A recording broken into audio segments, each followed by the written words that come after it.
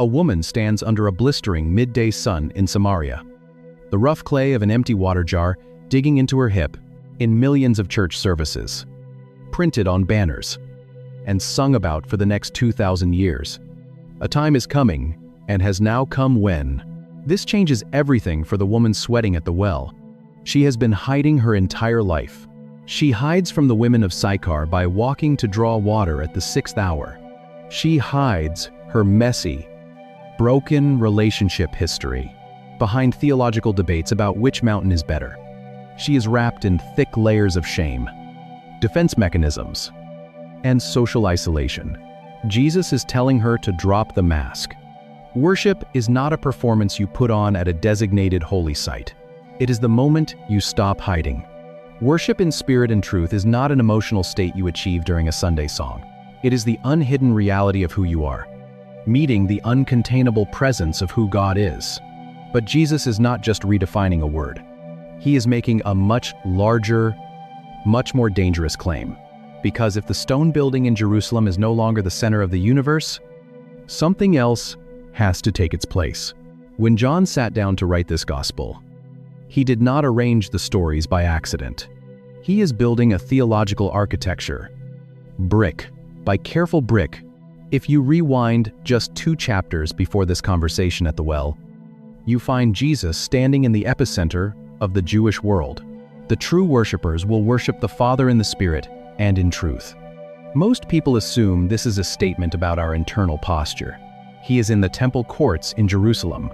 He is surrounded by the overwhelming sensory chaos of the ancient sacrificial system. You can hear the panicked lowing of cattle, the frantic beating of dove wings in wooden cages, and the sharp, metallic clatter of foreign coins spilling across the stone pavement as Jesus flips the tables of the money changers. The religious authorities demand a sign to justify this massive disruption of their sacred space. Jesus looks at the glittering, monumental structure of the Herodian temple and says, "Destroy this temple, and I will raise it again in 3 days." The leaders are completely baffled. They point out that it took 46 years of back-breaking labor to cut and stack the massive white limestone blocks around them. But John gives the reader a parenthetical note that changes how you read the rest of the book. He writes, "But the temple he had spoken of was his body." Jesus was announcing the transfer of the sacred. The ancient mind required a fixed point of access. If you sinned, you had to travel to the localized presence of God to make it right. You had to bring the blood of an animal to the bronze altar. You had to stand outside the thick, heavy curtain that shielded the place. Holy of Holies, smelling the thick smoke of burning fat and frankincense, hoping the priest mediating on your behalf was accepted during a church service. If you ask the average Christian what worshiping in spirit and truth means, they will describe a balance. The Spirit. Jesus dismantles that entire machinery in a single stroke. He takes the massive weight of the temple system and places it entirely onto his own shoulders. He becomes the sacrifice, the priest, the veil, and the Holy of Holies all at once. The presence of God was no longer housed in a building, constructed by human hands. It was walking around in a physical body, getting hungry, getting tired, and asking a marginalized woman for a drink of water in the midday heat. When Jesus tells the Samaritan woman that worship will no longer happen on Gerizim or Zion, he is not just predicting a change in religious customs. He is announcing his own identity. He is the new coordinate. The temple is not a location on a map. It is a person in the dirt. Through that lens, the conversation at the well is actually the first worship service of the new covenant. There is no altar. There is no choir. There is no meticulously dressed high priest. There is just an unhidden woman standing in front of the conning, living temple, exposed in the light of absolute truth, and finding out she is not condemned. But stripping away the physical architecture of the ancient temple exposes a deeply uncomfortable reality about how we operate today. Because human beings are exceptionally good at building cages, and we have spent 2,000 years trying to put God right back into a box, is the emotion, the raised hands, the authenticity of the heart. The truth is the doctrine, the lyrics, the theological accuracy of the song. We do not slaughter lambs anymore. We do not burn incense on stone altars or require a high priest to walk behind a heavy woven curtain for us.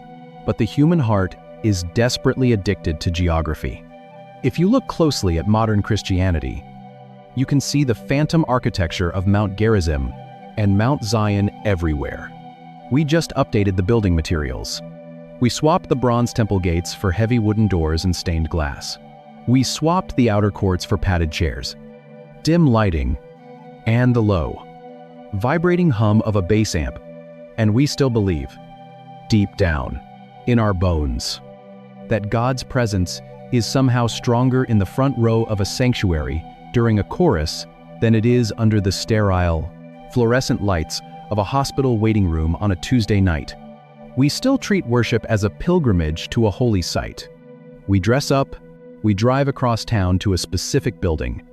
We listen to a designated professional speak from a raised platform.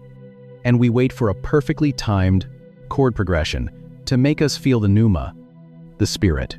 We have convinced ourselves that the architecture generates the presence.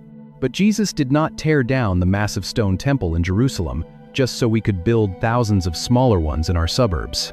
Worship is not a scheduled event in a designated room. It is an unhidden life in the presence of a living God. We treat Jesus' words as a recipe for a healthy Sunday morning gathering. Half head, half heart. But if you look closer at the rash, when you realize that the true temple is a person, and that the Spirit operates exactly like the wind, completely unbothered by denominational zoning laws or physical boundaries, it strips away every excuse you have ever made. You cannot say, "I will get right with God when I get back to church." There is no back to church. The geographic coordinates of the divine are wherever you are standing when you finally stop hiding. Aletheia. Unhiddenness. If you are terrified of being fully seen, the modern Phantom Temple is actually a very comfortable place to hide. You can sing the right lyrics, stand up at the exact right moment, pass the brass offering plate, and remain completely concealed. You can fake proskuneo when the lights are perfectly engineered. But the woman at the well did not have a dimly lit sanctuary to hide in. She only had the dust, the blinding midday sun, and a terrifying choice to make about what to do next with the heavy object she was holding. The conversation ends. The disciples return. They are holding food they bought in the town, staring at their rabbi talking to a Samaritan woman, too shocked by the cultural violation to even ask him why. The tension is thick. The silence hangs in the hot air. But look at the specific, physical detail John leaves in the text. Verse 28. She leaves the water jar. Greek words Jesus actually uses. At the ancient blood feud between the Samaritans and the Jews, at the literal dirt they are standing on, she does not carefully pack it up. She does not balance it back on her hip. She abandons it. The jar was not just a container for water. It was the physical weight of her isolation. It was the reason she walked in the blistering heat of the 6th hour. It was the instrument of her quarantine. She carried it every single day, sweating in the thick dust, to avoid the judging eyes of the women, who drew water in the cool air of dawn. And she leaves it sitting on the rough stones of the well. She turns around. She walks away from the mountain. She walks straight into the center of the town that exiled her.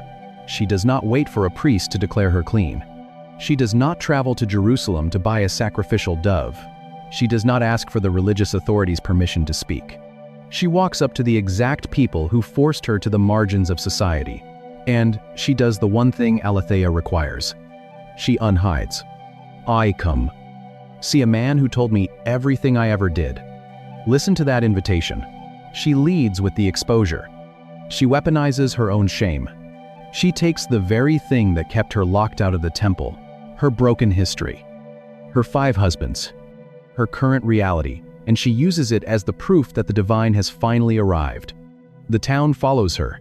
You start to see something the modern reading completely misses. Jesus is not offering a critique of her musical style. He is diagnosing the text says, they came out of the city and made their way toward him. Picture the scene. A crowd of Samaritan men and women, leaving their houses, their sandals hitting the dry dirt road, walking out to meet a Jewish rabbi resting at a well. The geographical walls are completely shattered. The 400-year mountain war is over. The bronze gates are gone. She is the first evangelist. She is the first worshiper in the new temple. She did not need a high priest. She did not need an altar. She just needed to be fully known, but to feel the complete, cosmic weight of what shifted in the dust of Samaria that afternoon. You have to look at the whole map. A stone temple was built to contain the divine, and it was dismantled in a single sentence. A 400-year war was fought over holy ground, and it was ended by an exhausted rabbi. A heavy curtain was woven to keep the ritually impure out, and it was torn so the marginalized could walk in. A religious system demanded perfect animals on a bronze altar, and a living temple asked for a cup of water. A Samaritan woman walked in the blistering heat to hide her shame, and she abandoned her jar to announce her exposure. Geographical cage. For thousands of years, humanity believed that the divine was locked to specific coordinates. You had to climb the right hill. Enter. A word for worship meant bowing in the dirt of a specific kingdom, and it became an unhidden life. The map of the holy was drawn with strict, unforgiving borders, and the wind of the Spirit blew them all away. One well, one truth, one living God. But maybe the part that stays with me most is the dirt. Not the polished white limestone of the Herodian temple in Jerusalem. Not the sacred, blood-soaked ash of Mount Gerizim. Just the ordinary, rough dust of Samaria. The exact place where everyone agreed God could never be found, became the exact place where the new covenant began. The true temple is not a destination for the perfect. It is a person who meets you in the margins. If you are in a season where you are exhausted from trying to manufacture the right emotions in a padded chair, or if you feel like your brokenness disqualifies you from the presence of God, John chapter 4 is a place to sit. Aletheia. If you feel the heavy weight of the mask you wear every Sunday, hear the words spoken at the well, the right temple, and bring the right animal to get God's attention. Jesus is looking at a woman who has been locked out of. The vine does not ask the branch to perform. The true temple does not require you to climb a mountain. He just asks you to stop hiding. And may the God, who walked straight through the heat of the cultural margins to find you at your well, give you the courage to finally drop the heavy thing you have been carrying and step fully into the light of His grace. If this opens something up for you, subscribe, leave a comment, even one word helps. Share this with someone who is tired of religious performance and needs this freedom. Pray for us as we keep digging into these texts. The right coordinates her entire life, and He is handing her the keys to an entirely new reality. Worship is not a genre of the dust is thick, the heat is suffocating, and the silence is intentional. She is not here because she is thirsty. Music, it is the end of geography. To feel the shockwave of what Jesus is actually saying to a marginalized woman in the middle of a desert, you cannot start with the English translation. You have to step into a 400-year-old turf war. To understand the tension at the well, you have to look at the mountain casting a shadow over it. Mount Gerizim. For 4 centuries, the Jews and the Samaritans have been fighting a theological civil war. It is bitter. It is violent. It is tied to the very dirt they walk on. The Jews claim Jerusalem is the center of the universe. Mount Zion, the Temple of Solomon, the only place where heaven and earth intersect. The Samaritans claim the Jews altered the texts. They point to Mount Gerizim, the place where Abraham first built an altar, the place where Moses commanded the blessings to be shouted, the original holy ground. This was not a polite religious disagreement. It was a blood feud. Around 400 years before Jesus arrives at the well, the Samaritans built their own temple on top of Gerizim. They established their own priesthood. They offered their own sacrifices. They created a mirror image of the Jewish religion. Just 40 miles north of Jerusalem, the Jews hated it. She is here for the isolation. She walks at the 6th hour, high noon, precisely because the other women of Sychar walk at dawn. The smoke from Samaritan altars was an insult to the God of Israel. In 128 BC, a Jewish high priest named John Hyrcanus marched an army north. He climbed Mount Gerizim. He slaughtered the priests. He burned the Samaritan temple to the ground. He turned their holy place into a pile of scorched rocks and ash. The Samaritans never forgave them. Decades later, they retaliated. Under the cover of darkness, Samaritan men snuck into the Jerusalem temple complex. They scattered human bones across the courtyards right before the Passover, ritually defiling the site so the Jewish festivals could not proceed. Bones on the pavement, ash on the mountain, blood in the dirt. By the time Jesus sits at this well, the hatred is baked into the culture. Jews do not travel through Samaria. They walk days out of their way, crossing the Jordan River into Perea, sweating through the eastern deserts, just to avoid stepping on Samaritan soil. A Jewish rabbi would rather sleep on sharp rocks than drink from a Samaritan cup. Geography is everything. If God only lives in a temple, you have to travel to him. You have to buy the animal. You have to pass the priests. You have to be ritually pure. You have to be male to get close, and Jewish to get inside. The ancient world was built on access rings. And this woman, a Samaritan, a female, she approaches the ancient stones of Jacob's well and freezes. A Jewish man is sitting on the edge, exhausted, covered in the same road dust. A social outcast, pulling water at noon, is in the outermost ring. She is as far from the divine presence as a human being can possibly be. So when she brings up the mountain, she is not asking a theoretical question. She is pointing to the burned ruins of her ancestors' temple. She is pointing to her own exclusion. She is asking the Jewish rabbi if her people will always be locked out. She wants to know where the divine actually lives. And Jesus answers her by using a word that dismantles the entire architecture of the ancient world. Jesus looks at the woman across the rough stone rim of the well. The midday sun beats down on both of them, the heat shimmering off the dry dirt. She has just laid out the geographical divide of her world, summarizing 400 years of hostility in a single sentence. Our fathers worshipped on this mountain, but you Jews claim that the place where we must worship is in Jerusalem. The word she uses for worship in the text is the Greek word proskuneo. It appears 60 times in the New Testament, and it is an intensely physical, tactile word. It comes from the prefix pros, meaning towards, and the root kuneo, meaning to kiss. The literal image behind the word is a dog licking its master's hand. He asks for a drink. What happens next is one of the most famous conversations in the New Testament. It begins with well water. It means to fall prostrate, to press your face into the dirt, to physically bow down in absolute reverence before a monarch. In the ancient mind, proskuneo was not an emotional state you generated in your chest while singing a song. It was a bodily action that required a physical destination. In the 1st century, Roman emperors demanded proskuneo. Persian kings required it. It was the ultimate display of submission to a localized power. You cannot bow before a throne if you are not standing. In the throne room, you cannot kiss the holy ground if you do not know which mountain is actually holy. That is why she is pressing him about coordinates.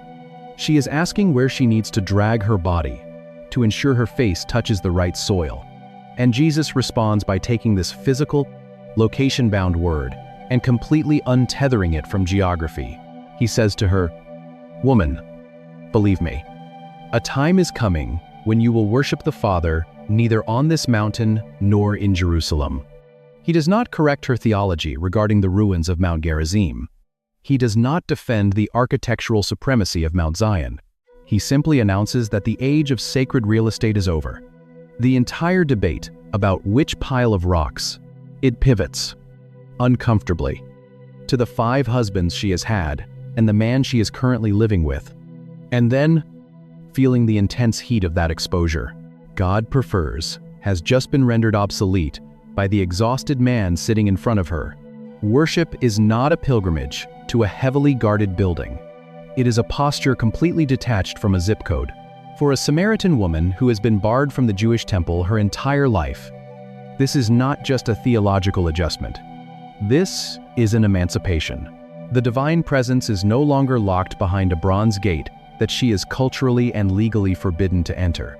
But removing the location creates a massive problem. If God is no longer confined to the inner rooms of the temple in Jerusalem, and he is not lingering in the ash of Mount Gerizim, where exactly is he? For centuries, the map of the holy was drawn in stone and blood. You walked the miles. You paid the tax. You brought the dove. You stood in the outer court, feeling the heat of the bronze altar against the desert wind, listening to the chanting of men who were allowed to go further than you. The ancient mind could not conceive of a God who bled across borders. God was housed in cedar beams. He was hidden behind thick, woven curtains that smelled of heavy incense and slaughtered lamb. She does what almost any human being does. When a conversation gets too personal, she deflects. She starts a theological debate about real estate. To find him, you had to cross the right river, climb the right hill, and prove you belonged. But that geographical model of worship created a brutal reality for the human soul. If God is bound to a specific mountain, then those living in the valley are abandoned.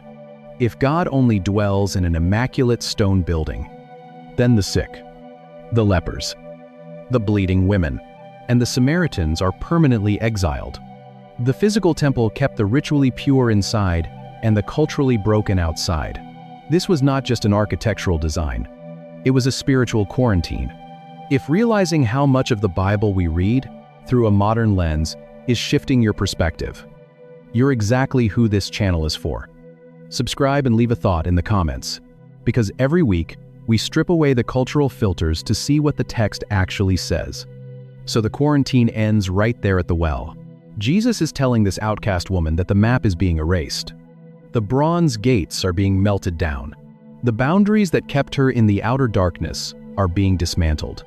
He is taking God out of the stone box in Jerusalem and the ash heap on Gerizim. He is announcing a God who cannot be contained by walls, monopolized by a priesthood. She points to the mountain rising directly above them, Mount Gerizim. She says her ancestors worshipped on this mountain, or claimed by a single ethnicity. But removing the location creates a terrifying void for a first-century mind. A world without a temple was a world without an anchor. It felt dangerous. It felt completely untethered. If there is no mountain to climb, no altar to visit, no holy city to face when you pray, and no priest to hand your sacrifice, to how do you actually touch the divine?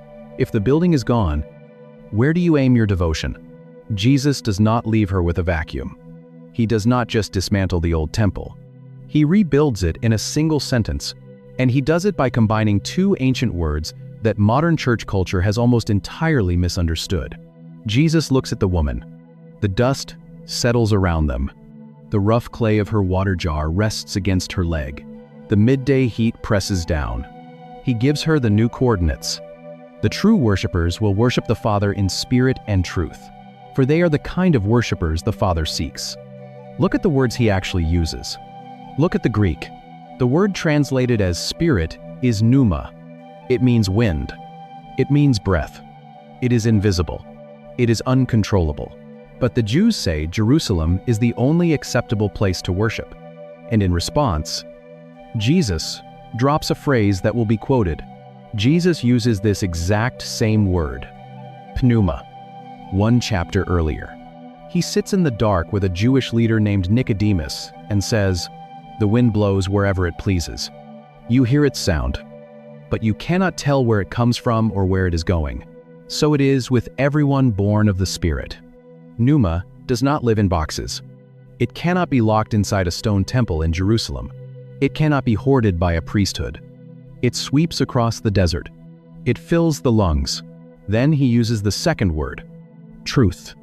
The Greek is aletheia. It comes from the prefix a, meaning not, and the root lanthano, meaning hidden or concealed. Unhiddenness, reality exposed, the complete removal of the veil. When Jesus says pneuma and aletheia, he is not giving her a formula for a modern church service. He is not telling her to make sure her songs have good doctrine while she raises her hands. He is giving her the architecture of the new temple. God is pneuma, the uncontainable wind, the breath of life. We are called to aletheia, the unhidden reality, the exposed truth. When you bring those two things together, the breath of God and the unhidden reality of a human being, you get a holy sight. You get worship.